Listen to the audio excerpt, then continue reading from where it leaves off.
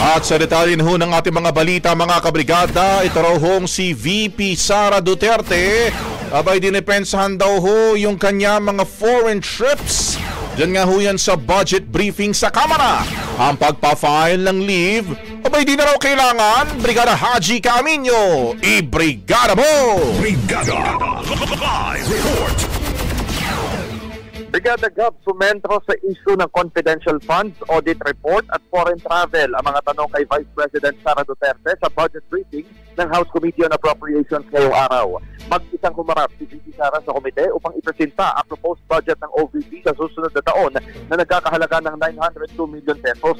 Tanging sina Acting Church Party List Representative Antonio Tino at Kabataan Representative Rene Dubisco ang nanguna sa interpelasyon kay Duterte. Agad na inukat ni Tino ang 13 biyahe ni VP Sara mula July 2024 hanggang sa kasalukuyan na kinabibilangan ng Germany, Belgium, Japan, Hong Kong, the Netherlands, Qatar, Malaysia, Australia, South Korea, Kuwait at France.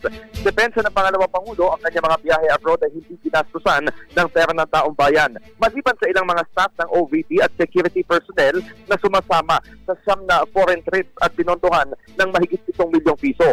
Ilinaw din ito na alinsunod sa Civil Service Commission rules, hindi pinapayagan ang Presidente at Vice-Presidente na mag-file ng leave at lahat ng biyahe ay may travel authority na inaaprubahan ng Office of the President. Tungkol naman sa pagbibigay ng reward money mula sa confidential funds, ipinaliwanag ni Duterte na hindi siya maaaring sumagot sa mga tanong dahil may impeachment proceedings na bagamat archived ang kaso, may nakabinbing motion for reconsideration sa Korte Suprema. Pinayuhan naman na siya ng defense lawyers na huwag magsalita hinggil sa kanilang mga strategiya para sa paglilitis.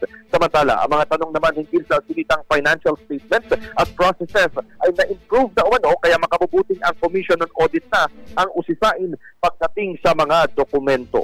In the heart of changing lives, ako si Brigada Haji Camino ng 105.1 Brigada News FM Manila, the Music and News Authority. Bagong-bago, Brigada. Ang bahaging ito ay hatid sa atin ng DriveMax Herbal Capsule. Lalaking angat, tumatagal.